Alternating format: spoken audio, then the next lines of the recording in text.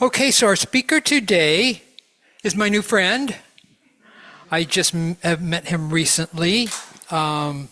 His name is James Buffalo Moreno, and he is a transformational author, the former spiritual leader of Unity Grand Rapids, Michigan, practitioner of prayer for spontaneous healing for over 25 years. Through his personal shamanic practice, the development of water ceremony, and his study of New Thought principles, James brings a unique perspective to the pursuit of carrying on the work of healing through affirmative prayer. So he goes straight back to Charles and Myrtle and beyond. All right, friends, James Buffalo Moreno.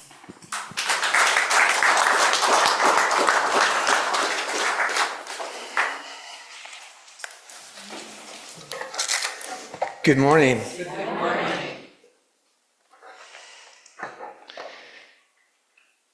I am already so filled that I think we should dismiss and go to potluck. Wow. I go to a lot of Unity churches, and I am very blessed to be here today. Last week, I spoke at Unity Santa Maria, and Reverend Rita taught me how to cry while I do these talks. And if you know her, that's one of her gifts, and it now is one of my superpowers as well.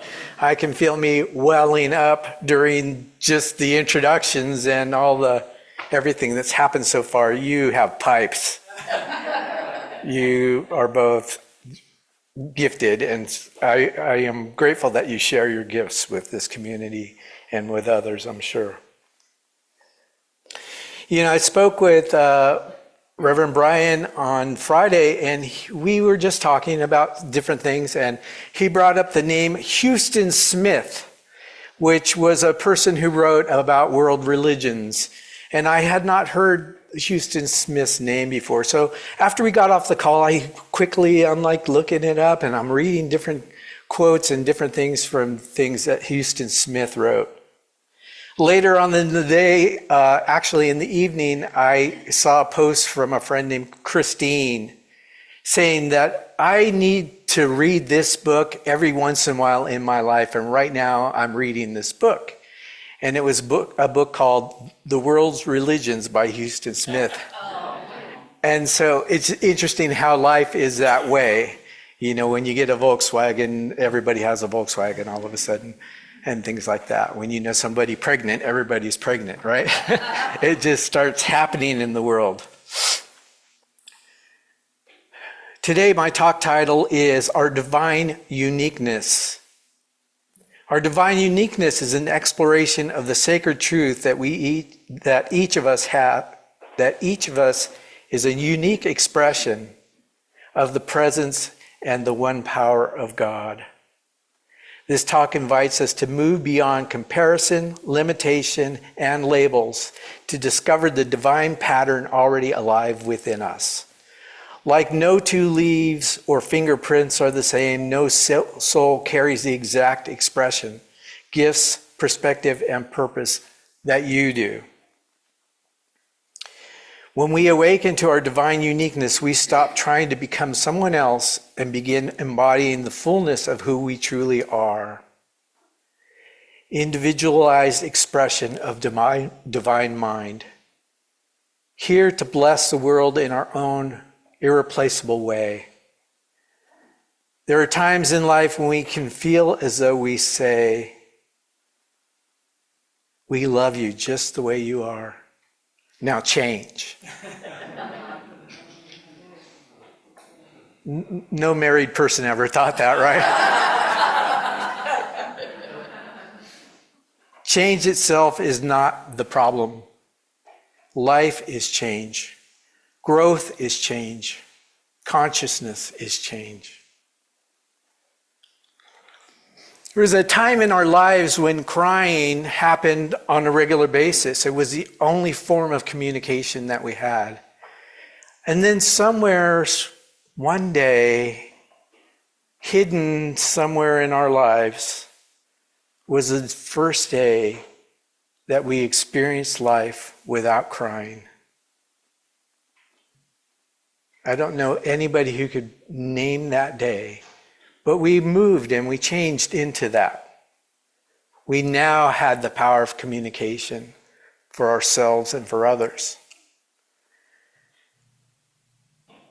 Beneath all those changes, we experience the essentials that remain within us. I'll give you an example. A police officer pulls over a butterfly and asks for identification. The butterfly hands over an ID card with a picture of a caterpillar. The officer looks confused. The butterfly replies, "Oh, that's a really old picture of me." And sometimes, becoming the butterfly feels like a plan within us. And sometimes we realize ourselves as, oh, we're the butterfly now. This place right now, to me, feels like home. How did that happen? One of the things about this room and this structure and this area, like if you put a blindfold on me and drove me around for like 22 hours, 26 hours, I took off the blindfold, I could imagine that I'm at Unity Village.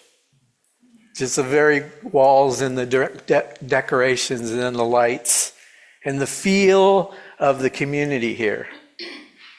There's no difference. It feels like being there. And I've led 3 pilgrimage, well, I take that back. I've been to Unity 3 times, Unity Village. And the first time I went voluntarily, and the second time I was a part of a pilgrimage.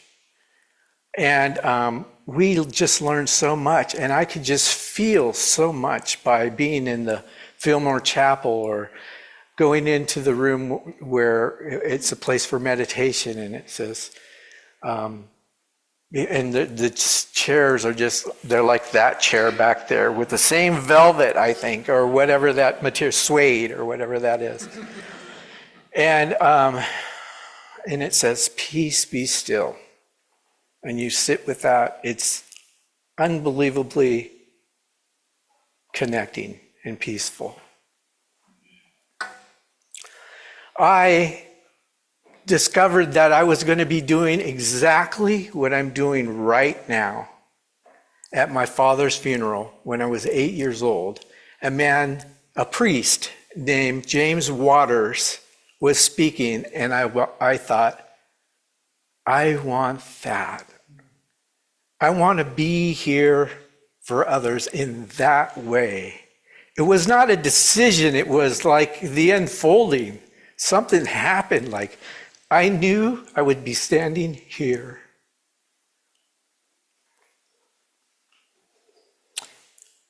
What we are here to do, observe, express, or become at the soul level does not disappear simply because we evolve. Our consciousness changes through time, and because consciousness changes, what we see and experience changes as well. The challenge is not to resist transformation, but to remain connected to the divine essence moving through every stage of it. This community knows that. I know, because you're a combined community. And you found the strength to make a big change, without knowing what was going to truly happen, what was going to be your future. I'm so proud of you for meeting that challenge, to be able to make such a really large change, to really have the faith that you have, to move forward for the betterment of the community. It's just what so many of us need to do internally, to move towards that challenge, to be exactly who we are. We need you now. to be that. I had a friend. I wrote this in going, I don't know if I want to add this because it brings me some emotion. But I'm going to talk about this. I'm going to meet my challenge, my personal challenge. Give me a second. Reverend Rita is a really good teacher.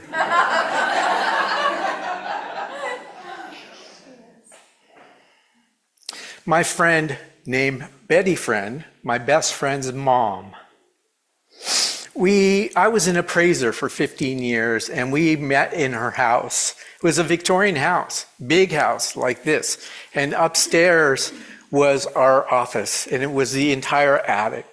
You could break a run in there if you wanted. It was huge.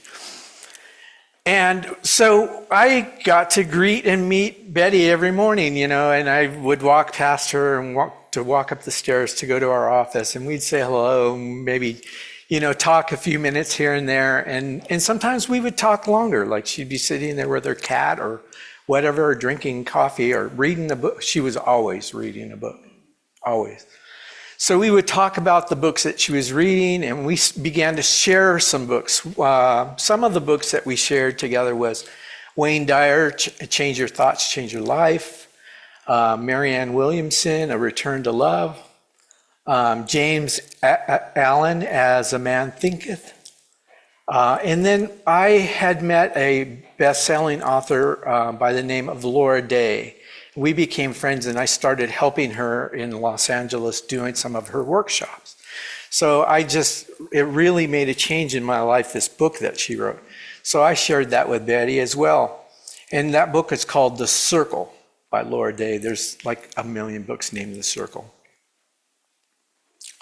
So Betty came to me a few weeks after I shared this book with her. And she said, "I'm moving to the ocean." I said, "What? What's going on?" She goes, "I'm going to put my house up for sale. And I'm going to move to Bolinas." Well, Bolinas, much like this community, people don't want you to say anything like how good it is there, right? They are so much a part of that feeling. They take down the signs that say Bolinas that way. They take them down. You cannot find a sign that says this way to Bolinas. They're not there. So what she had done after she read this book is she went to Bolinas. She went to the supermarket, and on the bulletin board she said, "My name is Betty Friend. This is my phone number. I have always wanted to move here. This is my budget. I know it's below the going rate.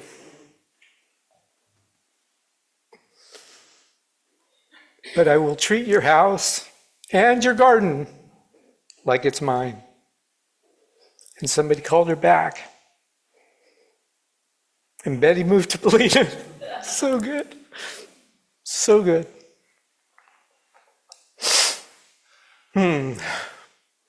So what happened then was I got to visit her there, and we had a dinner together, and I was just so happy to see this beaming smile, unbelievable, that she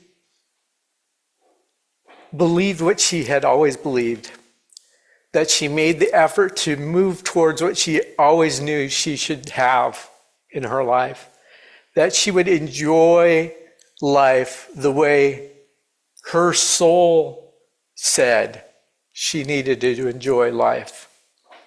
She followed the whisper, that still small voice of her soul, to go there.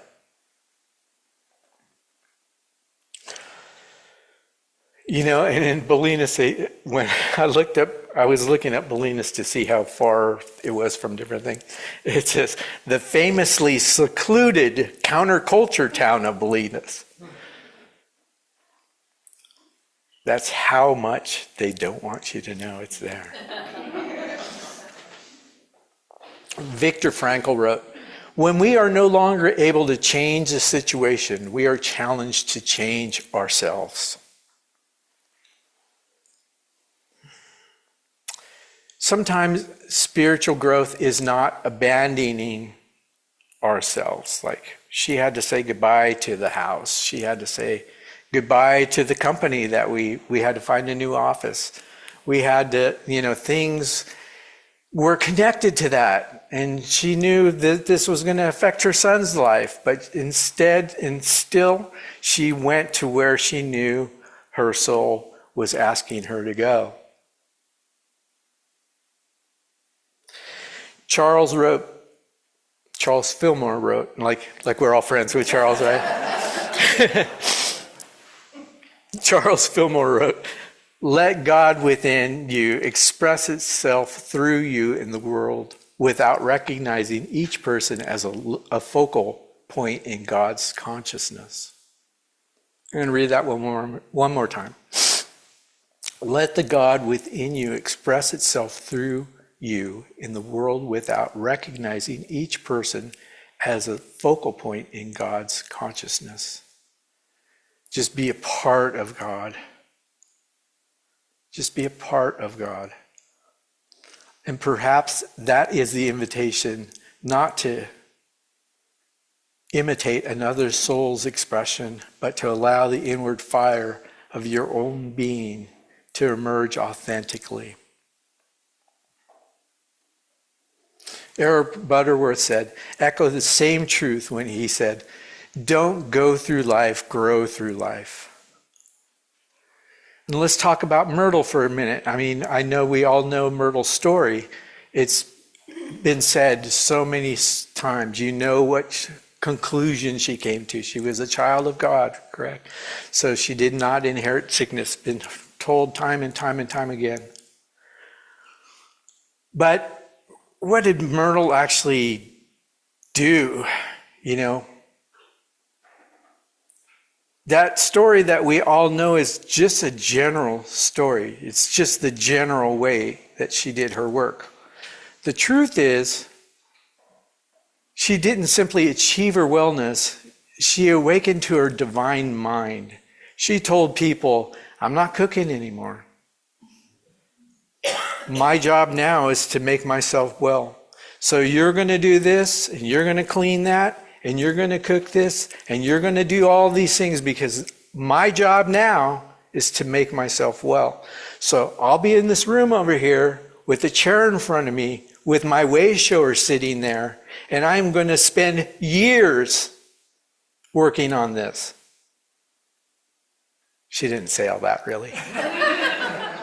But that's actually what she did. Spending years working on it. Not giving up on the well-being of herself. Just moving forward because she knew what she knew, that this was her divine way. It was a gift that not only would she share with herself, but we're still talking about her. Right?